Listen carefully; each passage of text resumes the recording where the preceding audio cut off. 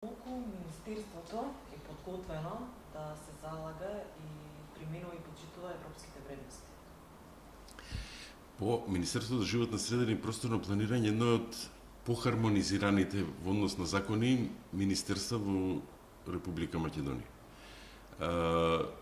Некаде во овој момент 72% од законите или тие директиви кои што се сооднесуваат на животната средина се согласени.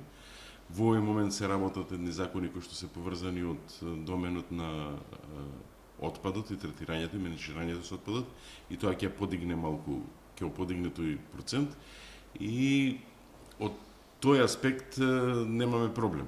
Проблемот е секогаш настанува кај нас во имплементацијата и во почитувањето на законите, и тоа е една обврска која што нас ни престои. Преговорите ќе отворат едно ново, јас сум свесен за тоа, едно ново поглавје, не од во самата смисла на зборот поглавје, него едно ново поглавје во третирањето и менеджирањето, зборувањето и активностите поврзани со животната средина, бидејќи обврските се големи.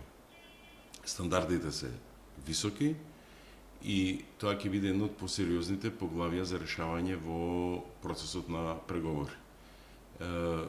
Јас час поскоро сакам да се случи за тоа бидејќи тогаш ќе нема бегање, ќе нема барање алиби дали имаме средства, немаме средства, дали некои работи мораме да ги направиме побрзо, и навистина очекувам едно ново општествено поглавје, пристап кон третирањето на животната средина. И Министерството за животна средина е во сенка на другите министерства, но овие промени и стандарди бараат и средства и вложувања. Например, дали ние ќе го исполниме во некој поглавие судија на врховен да се бира со 2/3, 4/5, 5/6 е бројка која не изискува средства. Овде да вложите за да исполните некои стандарди на емисии, на квалитет на воздух или на почва, треба малку повеќе активности, повеќе средства.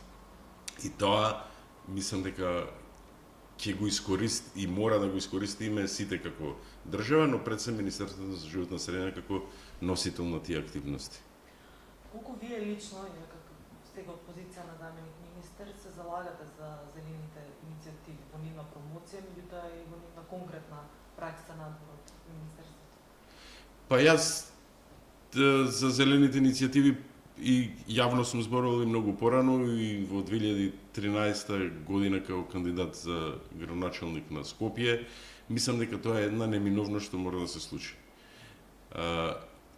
Не постои земја која што се справила со загадувањето или со заштита, која не работи на заштита на животна средина, со масовни инвестиции во зелените работи, општо кажам.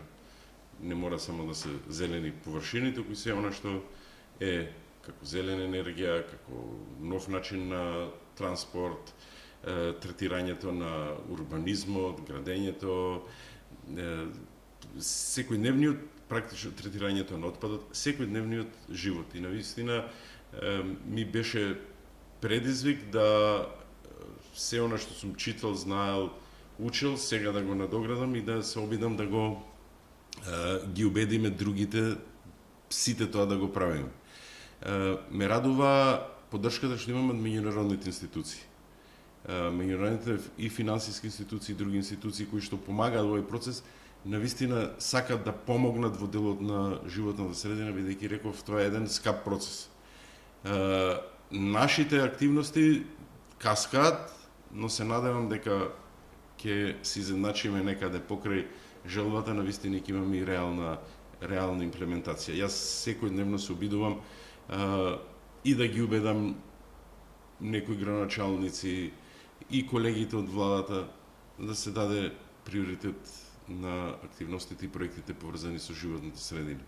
Да го искористиме моментот каде што навистина имаме сериозна поддршка од страна на меѓународни организации. Каква е реалната состојба кога зборуваме за одржлив развој, меѓутоа и заштита на животната средина генерално во Македонија? Каква е реалната слика? Па креирањето на одржлив развој не е една негативна работа, и тоа не треба да ја ставаме главата во песок. Има многу искуства каде што се вложува заеднички со пари од буџетот и со пари од некоја меѓународна финансиска институција во некој објект и тој објект потоа станува практично споменик од како Скопје од 2014 некој споменик, а тоа е пречистителна станица на пример. Мораме да бидеме свесни дека ако сакаме одржлив долгорочен развој, мораме да вложиме средства. И мораме за некои услуги и да платиме. Популизмот не може да ја заштити животната средина.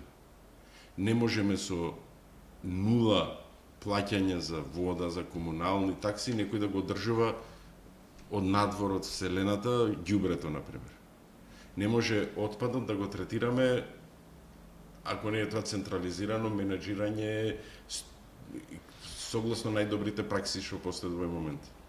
И за жал, некои општини бегајки од или барајки видливи резултати ја занемаруваат животната средина, а ја занемаруваат затоа што нема одржлив развој или вложување во еден систем за одржлив развој. Третирањето на отпадот е типичен пример.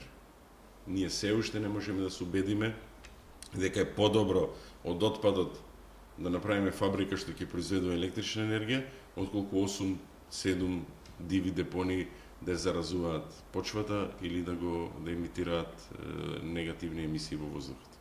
Кога зборуваме за просторно планирање, за зелени површини и така натаму, колку министерството е во дословно што се случува на урбанистичко поле, на урбанистички план? Во јавноста се познати многу такви, да речеме, урбанистички криминали и така натаму, кои што директно влијаат не само на одземање на зелените површини, кои се на некој начин пречистителни станици, меѓутоа и стеснување на јавниот простор за живот на луѓето. Колку вие можете како министерство да влијаете, колку сте во дослуг со оваа проблематика? Мислам дека се изгубил тој линк. Кога се носи генералниот план, министерството дава свое мислење. Нормално делот на просторното планирање учествуваме во генералната смисла, но во деталните урбанистички планови, таму каде што се случува тоа во општините, тука се губи линкот со министерството. Мене ме радува што во овој момент перманентни состаноци имаме со градот Скопје, каде што имаме заеднички ставови за повеќето работи, а едно од тие е како градењето да не биде на товар или на штета на граѓаните, а на сметка на да заработуваат, да профитираат други, туку зелените површини да бидат доминантни во процесот на градење и таа урбанизација да има своја смисла. И тука сме навистина во перманентна комуникација со градот Скопје и верувам дека таквата соработка ќе биде пример и за соработка и со другите општини. Во овој момент се заокружува во делот, да речеме, на отпадот од аспект на законска регулатива. Измените кои што се хармонизирање со директивите за циркуларна економија и за колективните постапувачи, ќе се направат колективни постапувачи не само како до сега за хартиите и пластиката, туку и за отпадните масла, за текстилот, за отпадните каросери и школки од автомобилите.